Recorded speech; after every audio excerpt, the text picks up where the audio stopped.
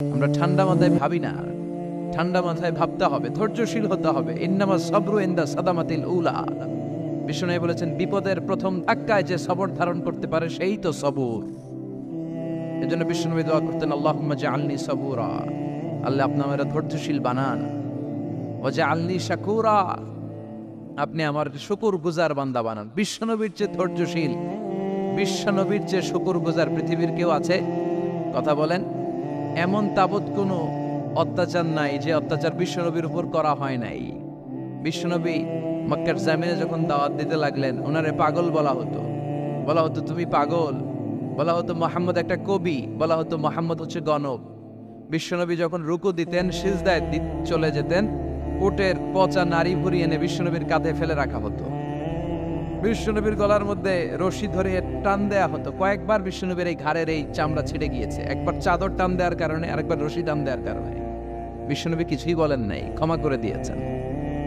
যেই মক্কার শত্রুরা বিশ্বনবীকে মক্কা থেকে বিতাড়িত করেছেন, এবং যেই রাতে উনি হিজরত করলেন, মাইগ্রেট করলেন, উনি কেঁদে কেঁদে বারবার মক্কার দিকে ফিরে তাকায়, আবার যায়, আবার ফিরে তাকায়, মাতৃভূমির মায়া ছাড়তে পারছেন না। আর বলছিলেন, মক্কা তো আহাব্বুল বিলাদ ইলাইয়া, মক্কা আমার কাছে সবচেয়ে প্রিয় শহর। লাউলা উখরিজতু লামা খারাজতু মিনহা, আমার যদি বের করে না দেয়া হতো এই শহর থেকে, আমি কোনোদিন এই শহর থেকে বেরোতাম না। এত ভালোবাসতেন বিশ্বনবী মক্কাতুল মুকাররমাকে। ধৈর্যশীল ছিলেন। এত অত্যাচার অনাচারের পরে যখন মক্কা বিজয়ের ক্ষণ আসলো, এই মক্কাকে বিশ্বনবী করতলগত করে দিল কে? ফাতে মক্কা হলো। বিশ্বনবী চাইলে পিষে পিষে প্রতিটা কাফের মুশরিককে শেষ করে দিতে পারতেন, ঠিক কিনা? কিন্তু বিশ্বনবী বললেন, লা তাসরিবা আলাইকুমুল ইয়াউম ইযহাবু আনতুমুত তুলাকা, কোন রিভেঞ্জ চলবে না আজকে, কোনো প্রতিশোধ নাই। একেবারে বড় যুদ্ধাপরাধী যারা, মারাত্মক যারা অফেন্স করেছে, তাদেরকে শাস্তির আওতায় আনা হবে, বাকি সবাইকে আমি ক্ষমা করে দিলাম। In the long history of the world, there is no instance of magnanimity and forgiveness which was showed by our beloved Prophet Muhammad when all of his enemies laid under his feet and he forgave them one and all. পৃথিবীর গোটা পৃথিবীর ইতিহাসে এরকম নজির কোথাও পাওয়া যায় না, যাকে এত অত্যাচার করে বিতাড়িত করা হয়েছে, নির্বাসন দেয়া হয়েছে, হিজরতে বাধ্য করা হয়েছে।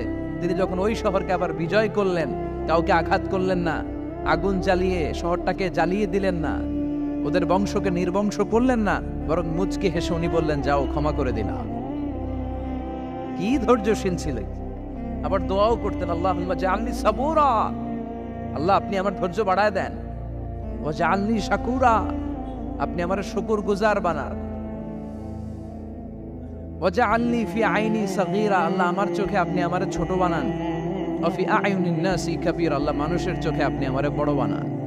কি মানুষ ছিল, নিজের চোখে নিজে ছোট থাকতে চাইতেন। আমরা নিজের চোখে নিজের বড় মনে করি, এরকম ডাকাইত আছে না নাই? নিজেরাই নিজে মনে করে কত বড় সাহেব, লাট সাহেব। মান তাওয়াদা তারাফা, এটা হচ্ছে সুন্নাতুল্লাহি ফিল আরদ।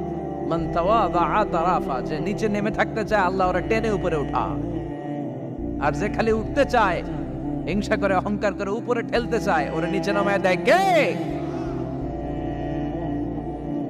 সাইয়েদনা আদমকে আল্লাহ বললেন, আদম সাল্লিমা